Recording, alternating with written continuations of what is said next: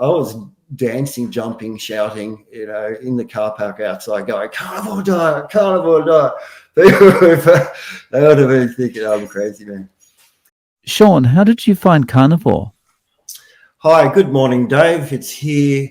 I'm here in Australia, and I found Carnivore primarily from YouTube. And I was watching a Jordan Peterson interview with Joe Rogan, where Jordan was talking about not carnivore, but there was something along the lines of diet, which I kind of dismissed it originally. And I guess my backstory is, for the past 10 years or so, I'd had arthritis, and the arthritis was causing problems with walking, doing daily activities, going to do the washing, do the cleaning, hanging out the washing up the dishes.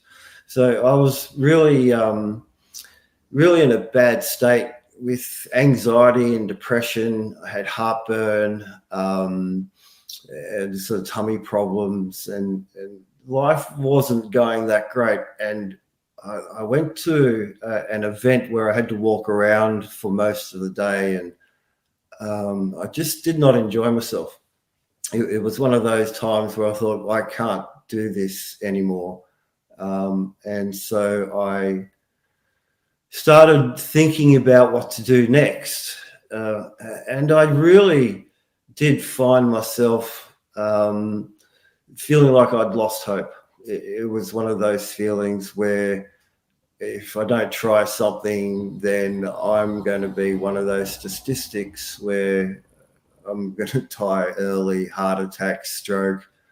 Or I was definitely pre-diabetic at the time, because I remember going to the toilet frequently at a few times, and I just didn't click what was going on. I was overweight, 100 kilos, definitely at one point. So, I was looking through all these videos, and I was looking for inflammation, because I sort of heard that arthritis was my primary issue, with tendonitis and bursitis, especially in the hips and the back. And I had burning pains up and down the spine. It was pretty awful at times, waking up in the morning in pain. And so I was looking for anti-inflammation type diets, and I found the ketogenic diet. And I looked into that more, and I thought, well, that doesn't look too hard. I did look into the vegan diets as well, and other types of things, but the inflammation side of the ketogenic diet really struck me as important, because of the sugar. And I found out that carbohydrates turn into sugar in the body, and I did not know that. If someone asked me what the macros were a year ago, I probably would have failed that test. Fat, protein, and carbs, thank you very much. Only carbs are not essential. I found myself doing the research, and because I couldn't see very well at the time, I was diagnosed with a eye condition called retinitis pigmentosa in 2006. I quit my job in 2008 and retired in 2009, and I thought that was about the end of that. With retinitis pigmentosa, you basically start losing your peripheral vision, you lose night vision, and for myself, I have as the retina cells die, the retina cells turn on and off. So it's an electrical signal that basically fails, and what I see is little dots all through my vision, just flashing on and off, like being in a disco, but not as fun. The ketogenic diet was pretty simple for me, because I'd had a long history eating meat, but I did the normal thing: less fat, cut the fat off the meat, give the fat to the dog, more vegetables, sometimes, no meat at all, and just vegetable dinners with, salads and beans and rice and pasta and the usual things. So moving forward, after discovering that carbohydrates turn into sugar in the body, they turn into glucose, and the body does not need to have any sugar at all, because the gluconeogenesis is the provider of the glucose or fructose that the body needs on demand in perfect amounts as well. So that was an eye-opener, and I found myself really enjoying the diet, and I found myself, after 2 weeks of the sugar withdrawals, the sugar addiction withdrawals, I mean, I didn't know that was a thing, but it was definitely a thing. It affected me quite a bit. By week 3, though, I was feeling quite a lot better, and I was doing this for the arthritis. I think by that point, I'd stopped snoring and I was having less heartburn. My mental health was feeling better, but lo and behold, 3 weeks in, my eyesight started to improve. And that's not something that should happen. It's a degenerative disease that should get worse over time. It's certainly not better. And what I was experiencing was like walking into a room, and it was like the lights were on. It seemed as though everything was brighter and more colourful. And it really struck me as odd, but I dismissed it to start off with, because I thought, well, this is just, part and parcel of having dodgy eyesight. Things will change from time to time. But it just kept on getting better, and I found myself turning the screen down on my computer. And I've had the computer for 10 years, and it's an old computer. It's certainly, and the phone as well. And then it kind of clicked that both turning down the brightness on both the phone and the computer. And I'm normally turning the thing up. Turn the brightness up, please, Siri, and now I'm turning the brightness down. And around about the same time, I mean, I feel as though things were getting a little bit easier to see on the phone. And I decided to get some eye tests. An eye test done at the Optometrist. It's not far away. And Dave, what I've done is I've sent you my test reports, and I hope you'll put them up on screen, maybe as I mention them. But in March 2020, I did an eye test, and I had no chart results. I couldn't see any of the letters in either eye. My right eye is better, receives more light, but still that in 2020 there was no cataracts and no chart results. And the second image would be the first test result I had after going carnivore, which showed in my right eye 6/30-2. And that was the fist pump in the air. It's like, woohoo! Not only have I can see better, I feel so much better. I've got more energy, and I was at the point I think I was losing hope. I don't know if I was praying or I'm thankful to God for what's happened. So the fellow that did the eye test, the first one, said, well, you've got cataracts. So I followed that up and went to an ophthalmologist who diagnosed cataracts. He also did another eye test, and I did another 2 eye tests before I went and got the cataract operation. I got the cataract operation done fairly quickly. I paid for it myself. I intend to do the other eye soon through the public system here in Australia. So it was really good to get from the 11th of June, 2023 is when I started the carnivore via keto.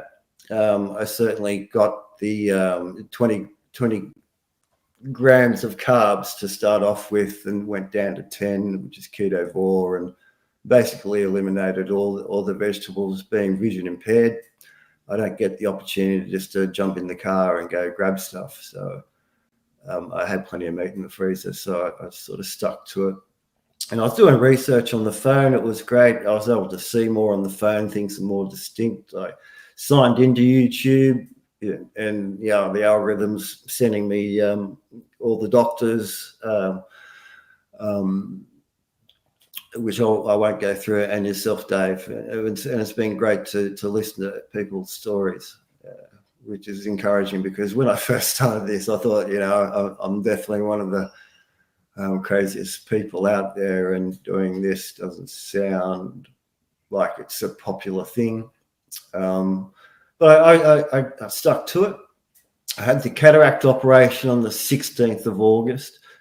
So from the 11th of June, and today here is the 11th of June 2024. So this is my 1 year carniversary.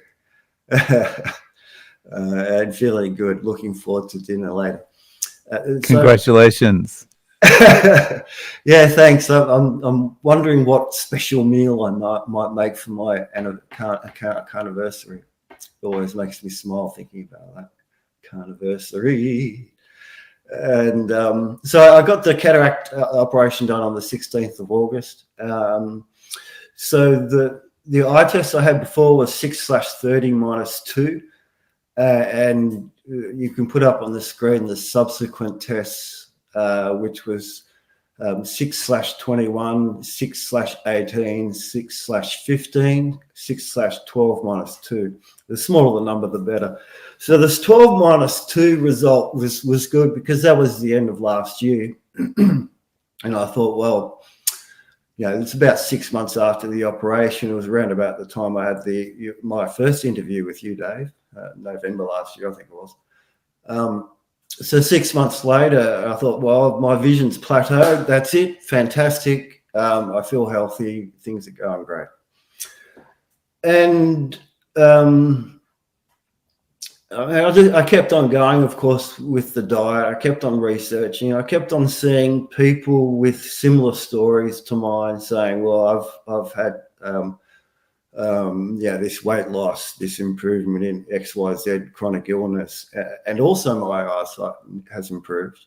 I don't think anybody quite as dramatic as me, maybe. I'm not sure. I'm only one person. I spend only 14, 16 hours a day watching videos.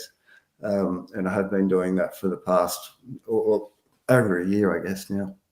So the thousands and thousands of hours of watching videos. And I've created a YouTube channel. It's called Eyes on Carnivore. So it's youtube.com/@Eyes on Carnivore, all one word.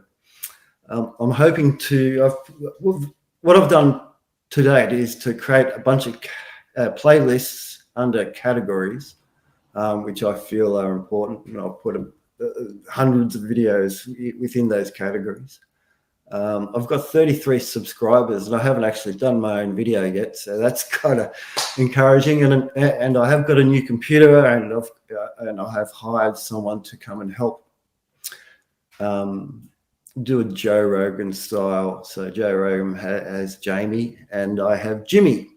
So look forward to that in the future. I think Eyes on Carnivore is alluding to my interest in people with vision impairment, maybe speaking to them with the hope to turn people's lives around. Because certainly if I didn't get the luck of finding this, I would have been a statistic. So this year things have been going great. The arthritis is basically gone. I have identified a couple of foods that I don't tolerate, and that's wheat. Funny that, and peanuts. And I have been experimenting, just to see what might improve vision. And I've definitely found what makes things worse, which is interesting, and that's definitely dairy. Makes my vision a bit blurry, and so what seems to happen is after an hour of eating dairy, my eyesight starts to get blurry, and it seems to make it hard to focus in and out. It does go away, which is interesting. But I think I've heard on Keto Pro, Richard Smith, he talks about dairy in conjunction with magnesium. So I think it's the calcium that combines with magnesium, and that is something to do with causing the blurriness. So for people with vision impairment out there, I'd be testing dairy before assuming that it's okay to eat. For me, I think my eyesight's definitely very sensitive, so it's very noticeable to me, and may not be as noticeable to other people. So at the start of this year, I've been going great. I've done some really long walks. One was a 5-kilometer walk. I've done some sprinting. Being vision impaired with the guide dog, I don't really get out that much. So I take every opportunity I do to go swimming and walking, which is great. That's what I started this for, was to try to reduce pain in my hips so I could walk and do normal stuff. Got to that point, which is fantastic. But I think it was February this year, I went for another eye test because I felt like in January I did the Carnivore month. So I went blind diet for most of January 2024 this year, and I felt like my vision was better. So I went and got an eye test, and I went to another fellow who's got the OCT scanning equipment, so they can take detailed photographs at the back of the eye. And we're hoping to compare those in the future to see if there's any changes. So February, I got this. I went for an eye test, and the fellow actually said to me after the eye test, I didn't believe it because I'd been sending him my updates. It's like, this is the test. Here's an update. That's great. Vision improved. So he did the test, and I got a 6/12 -1, which is a 1-letter improvement from last year. Okay, that's great. So my eyesight shouldn't have improved any further from the cataract operation, and that improvement should have only been a couple of weeks, really. Maybe a couple of months, but certainly not 7 months later after the cataract operation. My eyesight has an improvement. Kept on going during this year, stopped on the lion diet, just went back to doing basic carnivore, which is for me beef, lamb, eggs, water, salt. I have a few berries now and again and a bit of dairy, but not very often. So I did another test in May, and that test showed us 6/12. So another 1-letter improvement. That's 2-letter improvement this year, and I can only put it down to the diet improving my eyesight, and that's where I'm up to at the moment, Dave. I wonder, this is all really good news. Last time we spoke, we had some audio troubles and some internet troubles. So there was one story you told me last time that I wonder if you could maybe relay again for everyone. Oh, you're not going to cry again? Yeah. And that's the one where you were out for a walk. Yeah. Okay. So it was just before I had the interview with you, and I was out walking with my guide dog with my daughter. It was a nice, bright, sunny day. Things were looking nice and bright, and she was standing 3 meters away from me, and I clocked her. I clocked her face. I was able to see her face for the first time in years. As I said last time, it was probably 7 years. maybe up to 10 years since I've seen her face with good detail, because it's just been blurry. It's just been blurry that whole time. And to be able to see her face out in the nice sunshine, and it was great. It was a special moment. I'll remember that image forever. Hello, buddy. Here's my guide dogs wanting some attention, aren't you? Yeah, It's just a wonderful story. As like to realize your vision's getting better in that way, you know. Yeah. It was, and I mean, I've had plenty of opportunities to do the same from time to time. And in fact, I think some people are kind of wondering what the hell's going on, because like I do number plates. I'm sitting in the back, in the front of the car, and I read out people's number plates.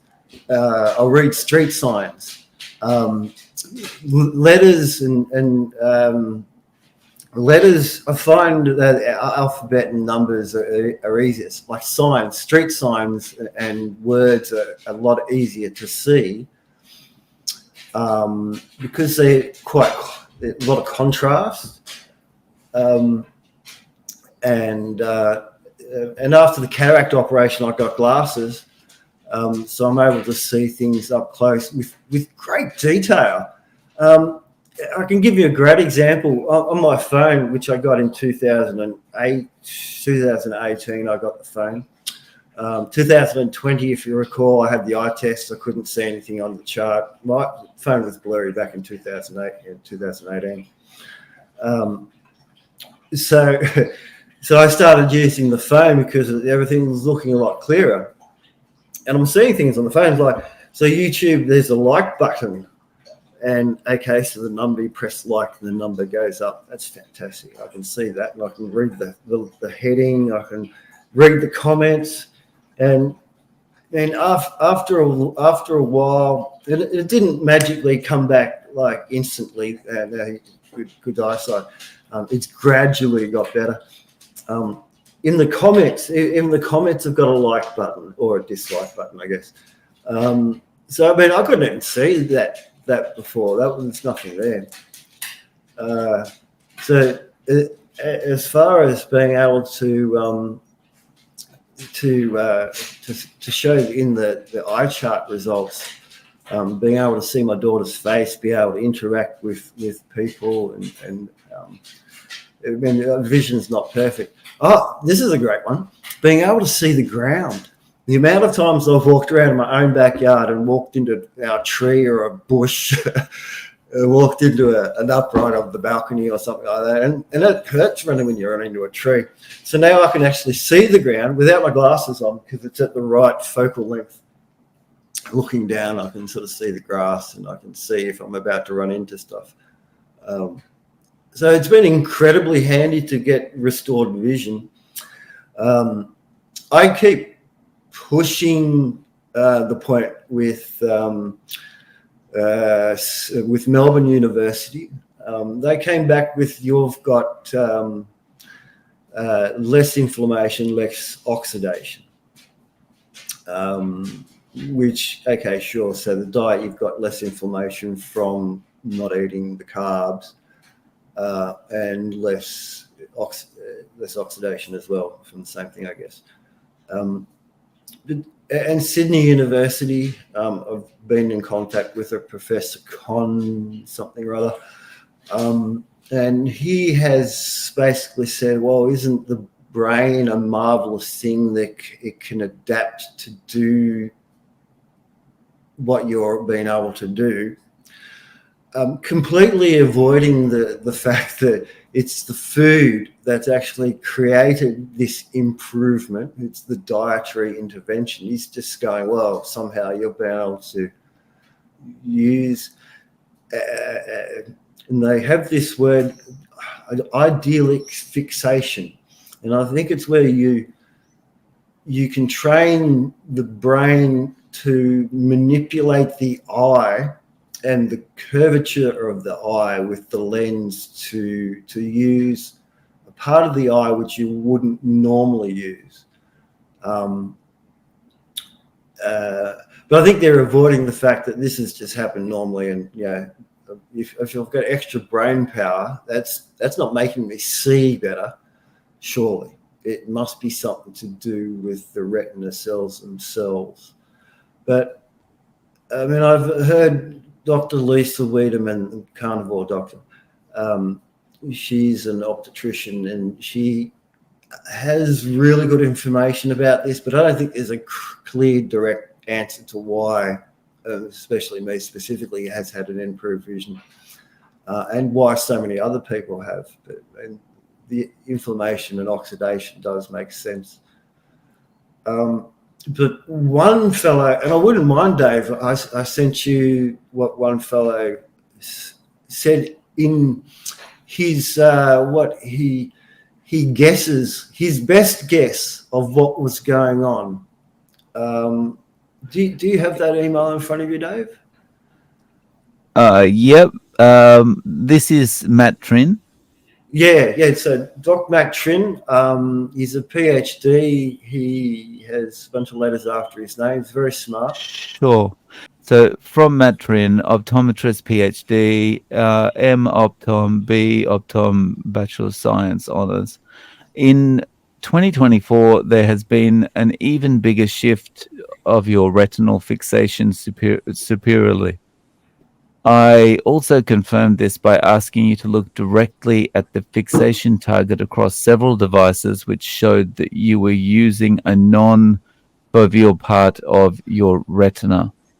My theory is that you are unconsciously training your brain and eye to use a different, healthier part of your retina.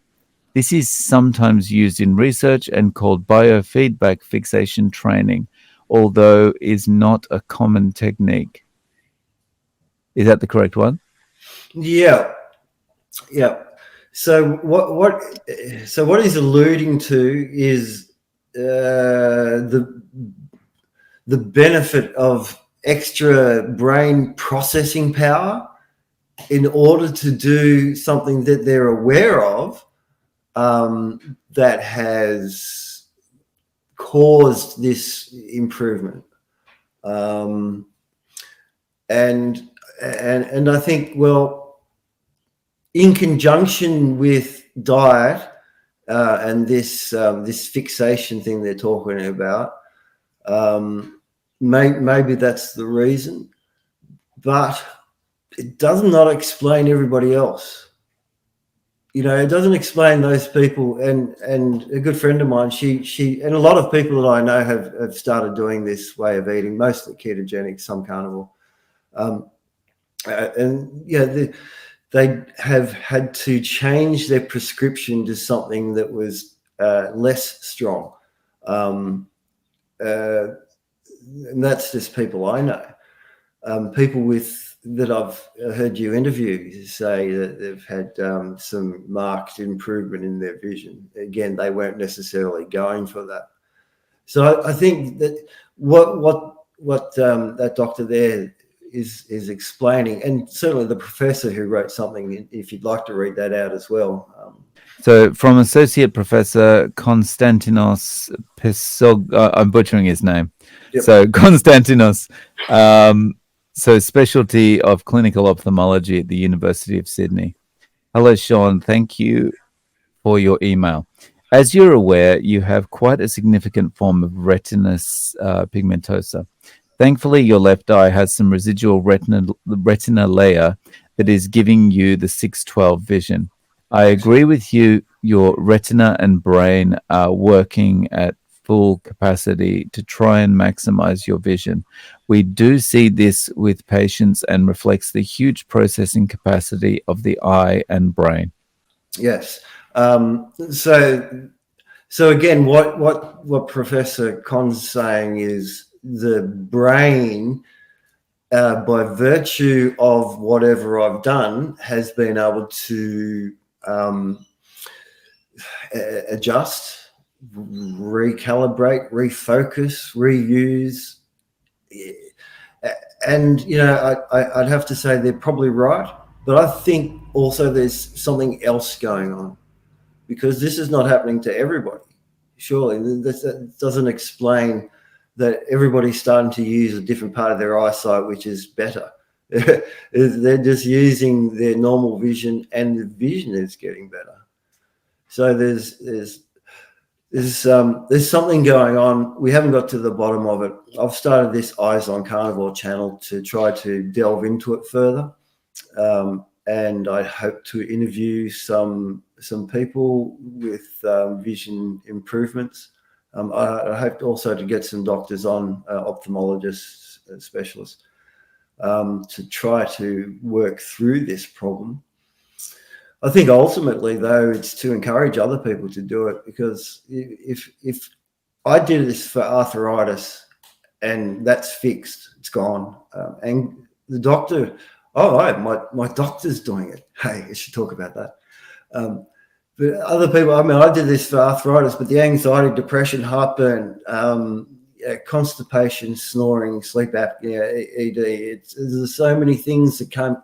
The weight loss, so 100 kilos down 30 kilos to I'm now 70 kilos.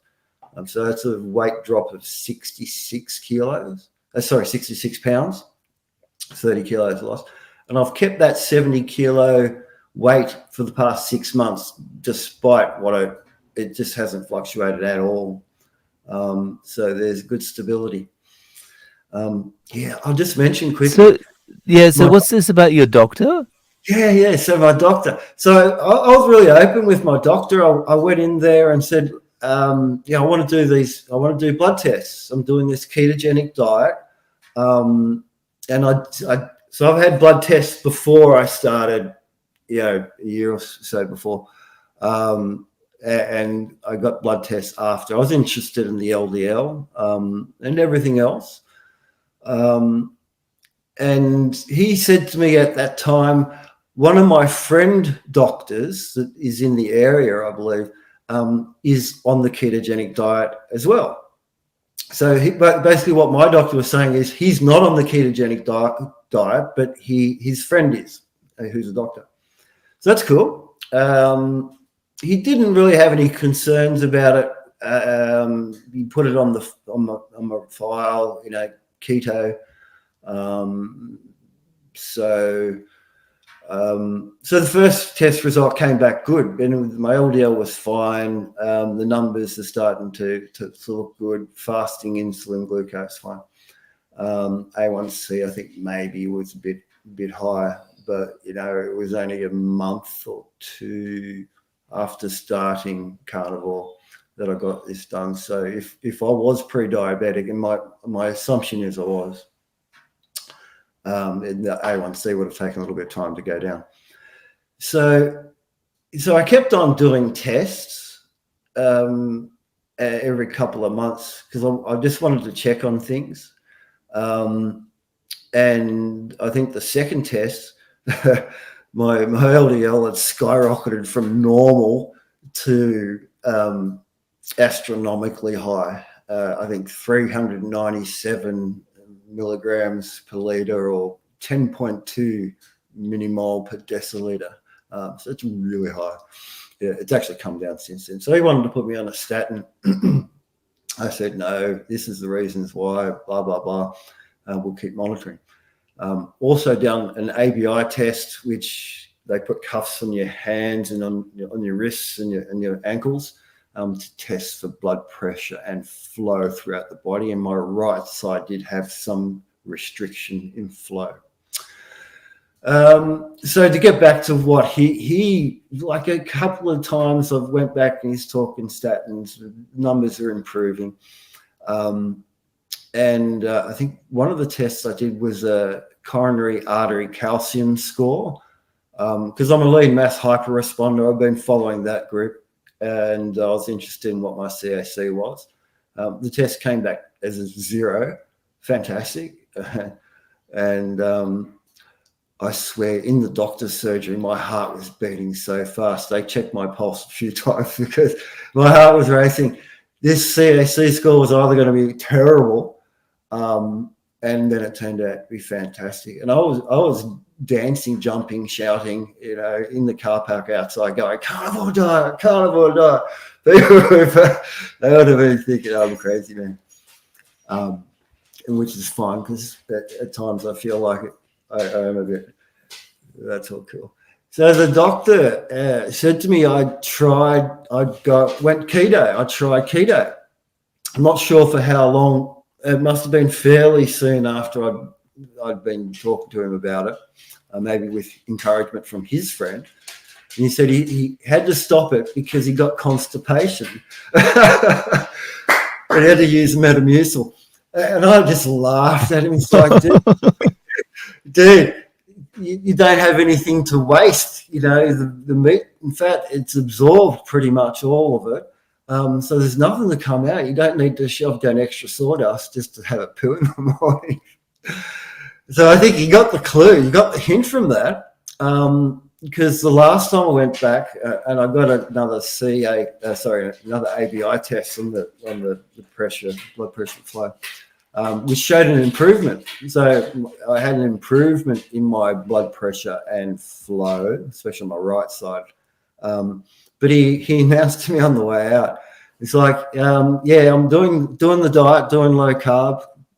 And I said to him, it's like, so can I send people to you, because I've got some people that might be interested to go see a doctor who would be supportive. I'm in the Hunter Valley, New South Wales of Australia. And if anybody wants to get in contact with me, I do have an email address now that can be used, eyesoncarnivore@gmail.com. And I'll put you in touch with this doctor. And I even said to him, it's like, cholesterol's not a thing. You just ignore cholesterol. And he's going, yep, okay, yep, no worries. Probably trying to get rid of me at the same time because I'm one of the happy patients. And so, yeah, that's my story about my doctor. And my dentist is I have to follow him up, but I think he's on the cusp because he asked for my YouTube channel. He announced that that's what he does. He likes watching YouTubes, and I'm his favorite customer because I've had a bunch of work done, and but I'm just blah blah blah about this health and nutrition stuff, and he really laps it up. We have good chats before and after my appointment with him. So I think he's going to take it up. I really wow, nice. Doctor and dentist score. Yeah, it's like you're pretty persuasive. Oh, mate, I don't shut up about it. I've converted taxi drivers. There's like 3 or 4 taxi drivers.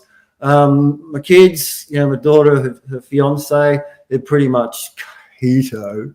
But they said a bunch of friends are definitely gone keto, and a couple of them carnivore as well. My accountant's one. So it's been really positive because I live alone and I take every opportunity to interact with people and work it in. If I've got 5 minutes with someone, I've got the conversation down pat, done. And for the most part, it's worked really well. It's like, this is what happened to me: carnivore diet, arthritis gone, anxiety, depression, heartburn gone. And they go, oh, wow, that's great. It's like, yeah, I didn't know that carbohydrates turns into sugar, and that's what the problem is. And half the people say to me, I didn't know carbohydrates turn into sugar either. So there's a hook, and that's one of the ones I use. And that's a good. It's good to kind of go that way, I guess, because people of course, through our everything we're told our whole lives, they believe vegetables are the best thing they could be eating, right? But when you can explain that all these things eventually become sugar, it's like people know sugar's not good, right? It doesn't matter how much propaganda's out there, they know that sugar's not good for them ultimately, right? Well, I think you're right, but I think we've put it brushed it under the rug somewhat, because I remember when I was a kid, and we didn't have many cakes or lollies or whatever growing up. I was actually the one that finished dinner early and then rushed to the kitchen to lop off big lumps of lamb and chomp it down. Maybe that's why I grew so tall. Um, but yeah, I mean, back then it was sugar makes you fat. People knew that, I'm sure of it. You know, you can't have too many cakes, you get fat. Da, da, da, da, da. Somehow that message got lost. And it's so simple. You eat too much sugar, it turns into fat. You know, that's just what happens. Yeah, I wonder if that's a little bit like smoking used to be, you know, like everyone knows it's not good, but when everyone's doing it, you kind of think, well, everyone's doing it. And it's Well, the same. Maybe these days it's the same with sugar. It's like, well, everyone's eating sugar. Everyone's eating the double chocolate frappuccino, cherries and cream thing from Starbucks. So everyone's doing it. So I may as well too. if you think about smoking, when I was growing up, there was the Marlboro Man and Camel Filters was advertised on TV, and it was, you know, it was the cool hip thing to do. Now they outlawed tobacco sales tobacco advertising on TV, and at sporting events and, you know, banners and whatever else. But the sugar, yeah, arguably is worse than tobacco. People smoke all their lives and don't necessarily get cancer, and non-smokers die of cancer all the time. So yeah, demonizing cigarettes definitely worked. We need to start demonizing the sugar. Yeah. I wonder if that's another thing that's going to be more of a ground up kind of campaign once more and more people realize what's, you know, sugar's relationship with cancer. Yeah, and in fact, I was thinking about it this morning. Some of the first videos I saw before finding the carnivore doctors was actually Professor Thomas Seyfried. And I saw it quite, and it wasn't, yeah, carnivore channels. He was just talking about cancer. I don't know why it came up, but I was incredibly interested in it. The knowledge that glucose is the fuel for cancer, and one of my friends has cancer. I don't think he's listening to my message because I didn't really get to him before he was diagnosed, and the oncologist got to him first. But glucose is the fuel for cancer, so it makes perfect sense not to give cancer fuel. So that part is an easy, understandable thing for any layman. You don't need to have a doctor's degree to understand that. And I think that should be the message, that, you know, if the Cancer Council is putting out recipes that are full of sugar, and trust me, I'm one of these people. I'll get on Facebook and Cancer Council recipe comes up, and I'm posting Professor Thomas Seyfried videos underneath in the comments. I think they've banned me, but because I haven't seen them for a while, to be honest. But, you know, it's too obvious. If a layman can understand this stuff, why can't the doctors understand it? It really is frustrating. Yeah. But yeah, hopefully, you know, this is the beginnings of a serious grassroots movement that will eventually push the idea of real nutrition and healing that way, rather than just take a drug to cover up the disease that you have. Yeah, and if you get this side effect, just so happens we've got the drug for that as well. Woohoo! Feel the profit come in, baby. Yeah. Apparently, you've got a joke for us, Shaun. What's the joke? It's a circle of life type of joke. So why did the chicken cross the road? It was being chased by a carnivore. Why did the sheep cross the road? It was being chased by Gordon Ramsay. Why did Gordon Ramsay cross the road? Gordon Ramsay was being chased by vegans. Why did the vegans cross the road? Carnivores ran out of chicken and sheep. Circle of life. Nice. So Shaun, thank you for coming back on and giving us an update. I'm really happy to hear things are improving, and also that you're getting set up to start making your own content, which is great.